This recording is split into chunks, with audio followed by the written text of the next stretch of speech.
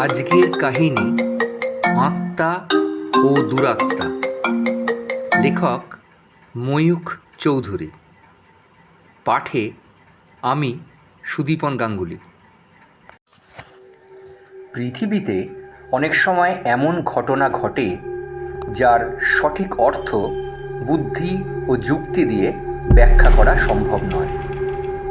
এই ধরনের একটি কাহিনী আজ আমি সংগ্রহ করেছি প্রত্যক্ষদর্শী বিবরণ থেকে। যে ভদ্রলোক এই ঘটনা সচক্ষে প্রত্যক্ষ করেছেন তিনি একজন সম্পন্ন ব্যবসায়ী। ভদ্রলোকের মাতৃভূমি ইংল্যান্ডে, কিন্তু তার ব্যবসায়ের ক্ষেত্র ছিল আফ্রিকার উগান্ডা নামক স্থানে। ভদ্রলোকের লিখিত বিবরণী থেকে নিম্নলিখিত কাহিনীটি পরিবেশন করছি। আমার জমিতে কয়েকজন নিগ্রো শ্রমিক নিযুক্ত করেছিলাম। একদিন শ্রমিকদের দলপতি আমার সঙ্গে দেখা করে জানালে গত রাত্রে তার দলভুক্ত একজন মজুর হঠাৎ মারা পড়েছে। নিগ্রোদের বিশ্বাস, ঘরের মধ্যে কোনো লোক মৃত্যুবরণ করলে প্রতিবেশীদের অকল্যাণ হয়। এই জন্য তার অধিকাংশ সময়ে মুমূর্ষু রোগীকে জঙ্গলের মধ্যে রেখে আসে। রুগ্ন ব্যক্তি বনের মধ্যেই মারা যায়। মৃতদের সৎকার হয় না। হায়েনা প্রভৃতি হিংস্র সাপদ তার দেহের মাংসে খুন নিবৃত্তি করে। নির্দিষ্ট স্থানে পড়ে থাকে শুধু চর্বিত কঙ্কালের স্তূপ। অসুস্থ মজুরটি সম্বন্ধেও তার সহকর্মীরা পূর্বোক্ত ব্যবস্থা অবলম্বন করতে চেয়েছিল, কিন্তু দলের সর্দার বাধা দেওয়ায় তাদের পরিকল্পনা কার্যে পরিণত হয়নি। বিগত রাত্রে ওই মুমূর্ষু ব্যক্তি তার কুটিরে শেষ নিঃশ্বাস ত্যাগ করেছে। মালিক এখন মৃতদেহ সম্বন্ধে কি ব্যবস্থা করবেন সেই কথাই জানতে এসেছে সর্দার। সর্দারের সঙ্গে গিয়ে মৃতদেহটাকে কুটিরের ভিতর থেকে এনে আমার গাড়িতে রাখলাম। তারপর বেগে গাড়ি ছুটিয়ে দিলাম হাসপাতালের দিকে। মৃত ব্যক্তির সব ব্যবচ্ছেদ করে তার মৃত্যুর সঠিক কারণ নির্ণয় করা দরকার। সেই জন্যেই আমি হাসপাতালের দিকে যাত্রা করেছিলাম। কুটিরের ভিতর আবছা আলো আঁধারির মধ্যে মরা মানুষটাকে খুব ভালো করে দেখতে পাইনি। বাইরে উজ্জ্বল সূর্যালোকে তার মুখ দেখে আমি তাকে চিনতে পারলাম। মাত্র কিছুদিন আগেই লোকটি আমার কাছে মজুরের কাজ করতে এসেছিল। লোকটিকে আমি হালকা কাজ দিয়েছিলাম, কারণ কষ্টসাধ্য কাজ করার মতো উপযুক্ত শরীর তার ছিল না। তার একটি পা ছিল ভাঙা, একটি চোখ ছিল অন্ধ, এবং অজ্ঞাত কোনো দুর্ঘটনার ফলে তার মুখের উপর থেকে লুপ্ত হয়েছিল নাসিকার অস্তিত্ব। নাকের জায়গায় দৃষ্টিগোচর হতো দুটি বৃহৎ ছিদ্র। তবে লোকটির দেহে বিকৃতি থাকলেও মানুষ হিসাবে সে খারাপ ছিল না। কাজকর্ম সে মন দিয়েই করত, কিন্তু অন্যান্য শ্রমিকরা তাকে এড়িয়ে চলত। তাদের ধারণা ছিল বিকৃত দেহের অধিকারী আগন্তুক একজন জাদুকর। যাই হোক, সেদিন মৃত ব্যক্তির লাশটাকে হাসপাতালে জমা করে দিলাম। কর্তৃপক্ষ বললেন কয়েকদিনের মধ্যেই তার মৃত্যুর কারণ আমাকে জানিয়ে দেওয়া হবে। হাসপাতালের কর্তৃপক্ষ কথা রেখেছিলেন। দুদিন পরেই তারা আমাকে লোকটির মৃত্যুর কারণ জানিয়েছিলেন। উক্ত ব্যক্তির মৃত্যু হয়েছে পেটের গোলমালে। মৃত ব্যক্তির পেটের ভিতর পাওয়া গেছে কয়েকটা লম্বা লম্বা লোহার পেরেক, কাঁচের টুকরো এবং অনেকগুলো পাথর। পৃথিবীতে এত রকম খাদ্য থাকতে লোকটা কাঁচ, লোহা আর পাথর খেয়ে মরতে গেল কেন? খুব সম্ভব জাদুবিদ্যার অনুশীলন করার জন্যই লোকটি অখাদ্য বস্তুগুলিকে গলাধঃকরণ করেছিল। তবে লোকটি জাদুকর হলেও খুব উচ্চ শ্রেণীর জাদুকর নয়। জাদুবিদ্যাকে হজম করতে পারেনি বলেই তার পেটে কাঁচ, লোহার, পাথর হজম হলো না। পূর্বোক্ত ঘটনার কিছুদিন পরে আমাদের এলাকায় হানা দিল এক অজ্ঞাত আততায়ী। প্রতি রাত্রেই এলাকার বিভিন্ন স্থানে অবস্থিত ভেড়ার আস্তানাগুলোতে হানা দিয়ে অজ্ঞাত হত্যাকারী যথেচ্ছভাবে হত্যাকাণ্ড চালাতে লাগলো। মৃত পশুগুলির দেহে অধিকাংশ সময়ই কোনো ক্ষতচিহ্ন থাকত না। হন্তারক শুধু ভেড়ার মাথার খুলি ভেঙে ঘিলুটা খেয়ে পালিয়ে যায়। আমি অনুমান করলাম এই হত্যাকাণ্ডের নায়ক একটু অতিকায় হায়না। মাংসাশী সাপদ গোষ্ঠীর মধ্যে ভেড়ার মাথার খুলি কামড়ে ভেঙে ফেলার মতো চোয়ালের জোর একমাত্র হায়নারই আছে। চোয়ালে অসাধারণ শক্তি থাকলেও হায়না খুব ভীরু জন্তু। তবে দুই একটি হায়না মাঝে মাঝে দুঃসাহসের পরিচয় দেয়। আমি ঠিক করলাম মেষকুলের হন্তারক এই অজ্ঞাত আততায়ীকে যেমন করেই হোক বধ করতে হবে। চেষ্টার ত্রুটি হয়নি। ফাঁদ পেতে রেখেছি, খুনি ফাঁদের ধারে কাছেও আসেনি। বন্দুক হাতে প্রতি রাত্রে ভোরের দিকে টহল দিয়েছি। মারা তো দূরের কথা, হত্যাকারীকে চোখেও দেখতে পাইনি। অথচ প্রতিদিন সকালে খবর এসেছে এক বা একাধিক মেষ আততায়ীর কবলে মৃত্যুবরণ করেছে। তবে চোখে না দেখলেও হন্তারক যে একটি হায়না সেই বিষয়ে আমার কোনো সন্দেহ ছিল না। কয়েকদিন পরেই একটি ঘটনায় প্রমাণ হলো আমার ধারণা নির্ভুল। আমার জন্য নির্দিষ্ট বাড়িটা তখনও তৈরি হয়নি, সবেমাত্র নির্মাণ কার্য চলছিল। আমি একটা ঘাসের তৈরি কুঁড়ে ঘরে সাময়িকভাবে আশ্রয় নিয়েছিলাম। হঠাৎ একটা অস্বস্তিকর অনুভূতি নিয়ে ঘুম ভেঙে জেগে উঠলাম। ষষ্ঠ ইন্দ্রিয়ের সংকেত অগ্রাহ্য করে আবার শয্যা আশ্রয় করব কিনা ভাবছি, হঠাৎ একটা অস্পষ্ট শব্দ শুনলাম আমার বিছানার খুব কাছে। বালিশের তলা থেকে টর্চ নিয়ে জ্বেলে দিলাম। পরক্ষণেই আমার চোখের সামনে তীব্র বৈদ্যুতিক আলোর মধ্যে ভেসে উঠল একটা প্রকাণ্ড হায়নার মূর্তি। আমি স্তম্ভিত নেত্রে দেখলাম আমার বিছানা থেকে প্রায় 1 গজ দূরে দাঁড়িয়ে আছে জন্তুটা। এত বড় হায়না ইতিপূর্বে আমার চোখে পড়েনি।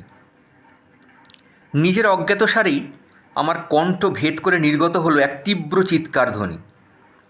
এক লাফে শয্যা ত্যাগ করে ঘরের কোণ থেকে আমি বন্দুকটা টেনে নিলাম।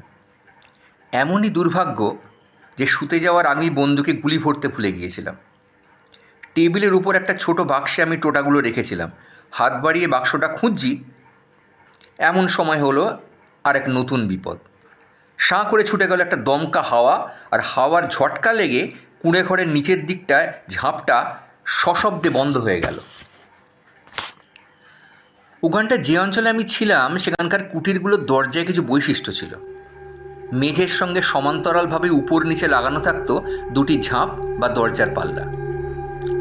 ঝাঁপের পাল্লাটা বন্ধ হয়ে যেতেই আমি চমকে উঠলাম। অত্যন্ত সঙ্গীন মুহূর্ত। পালানোর পথ বন্ধ দেখে হায়নাটা হয়তো আমাকে এখনই আক্রমণ করবে। ঝাঁপের নিচের অংশটা সে এক লাফে টপকে যেতে পারে বটে, কিন্তু পলায়নের ওই সহজ পন্থা তার মগজে ঢুকবে কিনা সন্দেহ। বুনো জানোয়ার যদি নিজেকে কোণঠাসা মনে করে তাহলে সে সামনে যাকে পায় তার উপরই ঝাঁপিয়ে পড়ে। জন্তুটার বিরাট দেহের দিকে তাকালাম। সত্যি এটা একটা অতিকায় হায়না। যদি এক গুলিতে ওকে শুইয়ে দিতে না পারি তবে বন্ধ ঘরের মধ্যে হায়নার আক্রমণে আমার মৃত্যু সুনিশ্চিত। খুব সাবধানে যতদূর সম্ভব নিঃশব্দে আমি বন্দুকে গুলি ভরতে লাগলাম। হঠাৎ বন্ধ ঘরের মধ্যে হলো এক চতুষ্পদের আবির্ভাব। আমার বুল টেরিয়ার স্যাম বোধহয় দরজার কাছেই ছিল। নিচের দিকে ঝাঁপটা এক লাফে ডিঙিয়ে শেষে হায়নাটাকে আক্রমণ করল। স্যাম সাহসী কুকুর, কিন্তু সে বোকা নয়। হায়নার ভয়ঙ্কর দাঁত আর কঠিন চোয়াল সম্বন্ধে সে যথেষ্ট সচেতন। চারপাশে ঘুরে ঘুরে আক্রমণ চালিয়ে শত্রুকে সে বিব্রত করে তুলল, কিন্তু হায়নার ঘাড়ের ওপর ঝাঁপিয়ে পড়ে সে নিজের জীবন বিপন্ন করল না। হায়নার দংশন অতি ভয়ঙ্কর। এক কামড়েই সে শ্যামের মাথার খুলি ভেঙে দিতে পারে। বুদ্ধিমান কুকুর তাকে সেই সুযোগ দিল না। ইতিমধ্যে নিজেকে সামলে নিয়ে এক লাথি মেরে দরজার নিচের অংশটা আমি খুলে দিলাম। তৎক্ষণাৎ ঘর থেকে বেরিয়ে হায়নাটা দূরের ঝোপ লক্ষ্য করে তীর বেগে ছুটল। আমি ততক্ষণে বন্দুকে গুলি ভরে ফেলেছি। জন্তুটাকে লক্ষ্য করে গুলি ছুঁড়লাম। নিশানা ব্যর্থ হলো। হায়নার ধাবমান দেহ অদৃশ্য হয়ে গেল অন্ধকার অরণ্যের অন্তরালে। বেশ কয়েকটা দিন কাটল নির্বিবাদে। আমরা ভাবলাম খুনি বোধহয় আর আমাদের বিরক্ত করবে না। কিন্তু কয়েকদিন পরেই আবার হত্যাকাণ্ড শুরু হলো। প্রতি রাত্রেই একটি কি দুটি ভেড়া হায়নার কবলে পড়ে মারা যেতে লাগলো। আমার জেদ চেপে গেল, জন্তুটাকে মারতেই হবে। প্রতিদিন শেষ রাতে ভোর হওয়ার একটু আগে আমি সমস্ত অঞ্চলটায় টহল দিতে শুরু করলাম। পরপর 8টি রাত কাটল। অবশেষে 9ম রাত্রে আমার চেষ্টা সফল হলো। একটু দূরে অবস্থিত উঁচু জমির তলায় ঝোপের ভিতরে একটা কালো ছায়া যেন সাঁত করে সরে গেল। হয়তো চোখের ভুল, তবু তীক্ষ্ণ দৃষ্টিতে আমি পর্যবেক্ষণ করতে লাগলাম। না, ভুল হয়নি। হঠাৎ ঝোপের ওপর উঁচু জমির উপর আত্মপ্রকাশ করল একটা চতুষ্পদ পশু। নীলাভ কৃষ্ণ আকাশের পটভূমিকায় উচ্চ ভূমির উপর দণ্ডায়মান হায়নার দেহটা খুব স্পষ্ট হয়ে উঠল আমার দৃষ্টিপথে। লক্ষ্য স্থির করে গুলি ছুঁড়লাম। গুলি লাগলো হায়নার পেটে। দারুণ যাতনায় অস্থির হয়ে জন্তুটা নিজের উদরে দংশন করতে লাগলো। আবার অগ্নিবৃষ্টি করল আমার বন্দুক। হায়নার মৃতদেহ ওপর থেকে আছড়ে পড়ল নিচের জমিতে। গুলি এইবার জন্তুটার মস্তিষ্ক ভেদ করেছে। মৃত হায়নার কাছে এসে তাকে লক্ষ্য করতে লাগলাম। বিরাট জানোয়ার। জন্তুটার দেহে কিছু খুঁত আছে। তার পিছনের একটি পা ভাঙা। অজ্ঞাত কোনো দুর্ঘটনার ফলে তার একটি চক্ষু হয়েছে অন্ধ এবং নাসিকার কিছু অংশ লুপ্ত হয়ে গেছে মুখের উপর থেকে। বিদ্যুৎ চমকের মতো আমার মনে একটা সন্দেহের ছায়া উঁকি মারল। মুহূর্তের মধ্যে আমার মানসপটে ভেসে উঠল একটি মৃত মানুষের প্রতিমূর্তি। কিছুদিন আগে যে নিগ্র মজুরটি মারা গেছে তার সঙ্গে এই জন্তুটার অদ্ভুত সাদৃশ্য আছে। পূর্বোক্ত মানুষটিরও ছিল একটি পা ভাঙা, একটি চোখ অন্ধ এবং ভূমিশয্যায় শায়িত এই মৃত হায়নার মতো তার মুখের ওপরও ছিল না নাসিকার অস্তিত্ব।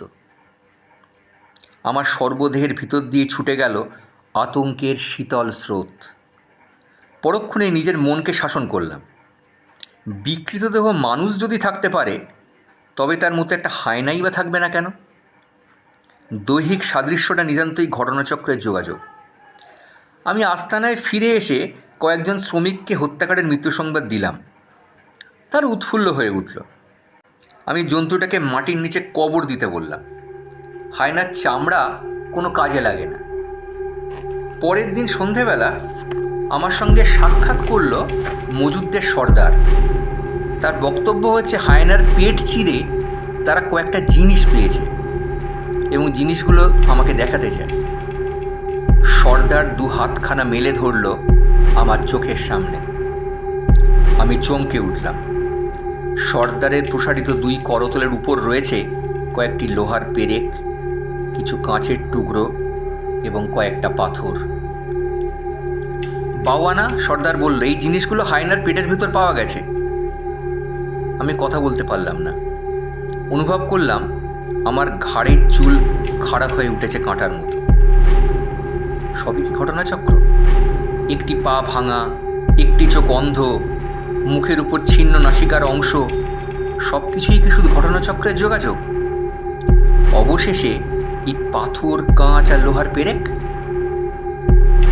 মৃত মানুষটা কেন এইসব বস্তু খেয়েছিল জানি না, কিন্তু এই সৃষ্টি ছাড়া হায়নাটাও বিশেষ করে এই অখাদ্য বস্তুগুলিকে উদরস্থ করলো কেন? আমি এই ঘটনার কোনো সঠিক ব্যাখ্যা করতে পারিনি। তবে আফ্রিকাবাসীর বিশ্বাস অবিশ্বাসকে এখন আর অশিক্ষিত মানুষের কুসংস্কার বলে অবজ্ঞা করতে পারি না। কাহিনীর লেখক কোনো সিদ্ধান্তে আসতে পারেননি। তিনি এখানেই সমাপ্তির রেখা টেনে দিয়েছেন। বিস্তীর্ণ আফ্রিকার বুকের উপর ঘুমিয়ে আছে এক রহস্যময় জগৎ। সভ্য পৃথিবীর অধিবাসীরা আজও সেই জাদুপুরীর দরজা খুলতে পারেনি।